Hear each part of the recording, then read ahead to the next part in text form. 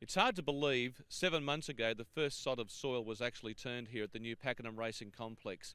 And as you are about to see, there's been a lot of work done in that period of time. Most significantly of all, there were stages we were going to go in, stage 1, 2 and 3. But today, a major announcement by the Premier and the Racing Minister, Dr. Denis Napthine, has seen that stage number 3 with the synthetic track, accelerated. This will be a world-class facility, a $9 million investment in synthetic track, which will be fantastic for year-round all-weather racing, but also for training here. So the trainers here will have not only the turf track, sand tracks, but a synthetic track to train on, which will be a boon for local training and local jobs, but also that synthetic track absolutely essential for Victorian racing. One in Geelong in the west, one here at Tynong in the east, which will virtually guarantee that every race meeting can be catered for, irrespective of the weather here in Melbourne and Victoria. It's a massive project here, but the club have obviously done a lot of work, and things are on track and on time for next year to get racing here.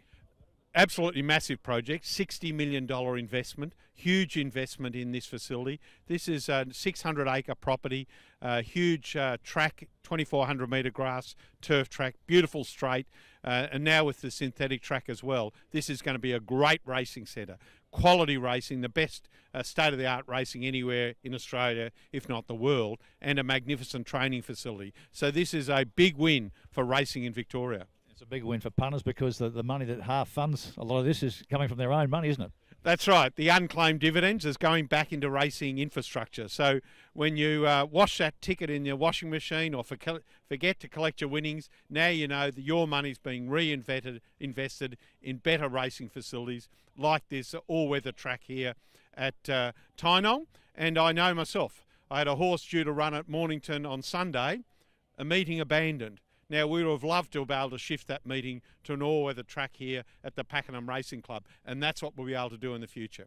It's been a dream of the Pakenham Racing Clubs for a number of years, and we're delighted with the support of the government. The club can realise its dream of building a world-class facility that will sustain the industry's development and participation for a long period to come. Such a big project, and just coming out here today to see so much work being done and thinking how far away it is, but it's actually not that far before completion. No, there's 600 acres, the 2,400 metre grass track and today's announcement of the 2,000 metre synthetic track are important foundations for the development of this site, and we're about 18 months to 2 years away from racing on the grass track and another 12 months to racing on synthetic. But we're delighted. The club have done an enormous job, and I just think longer term the investment the club made was good for the community and also good for the participants going forward. And obviously great for racing as well, because now we have a synthetic track over this side of town, and not only that, we are able to cater for all distances.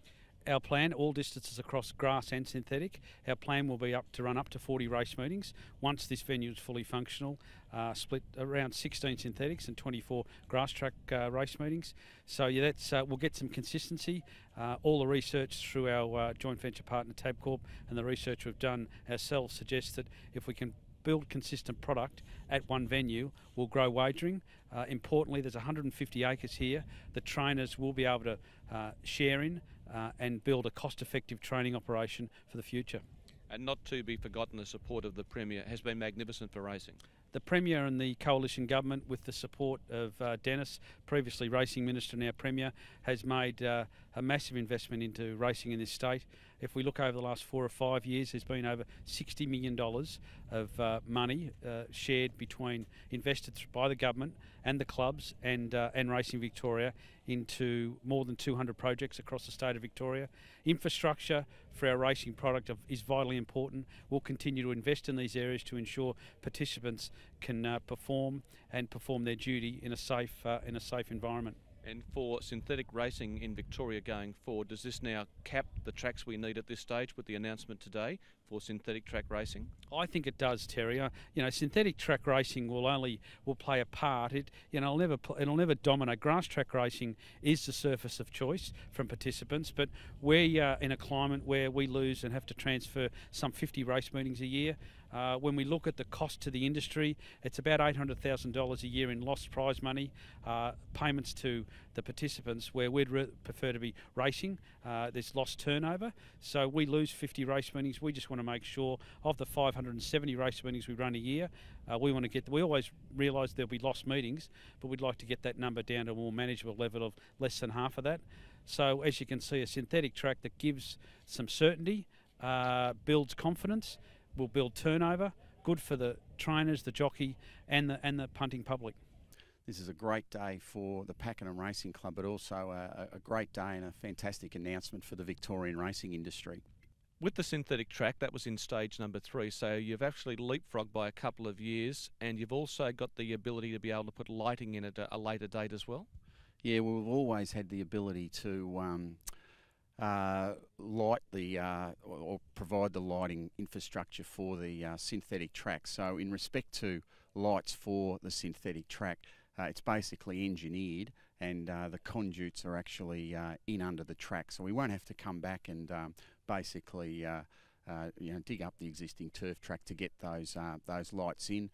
All of the towers, the light towers, have been designed, so it's firmly imprinted onto the footprint. This has been great also for racing in general, because we've been looking for a synthetic track on this side of town, and now this is going to be fully funded by the Pakenham Racing Club, also with RVL Country Racing, but also from the Premier with tickets that have been unclaimed in the past. Yeah, that's right.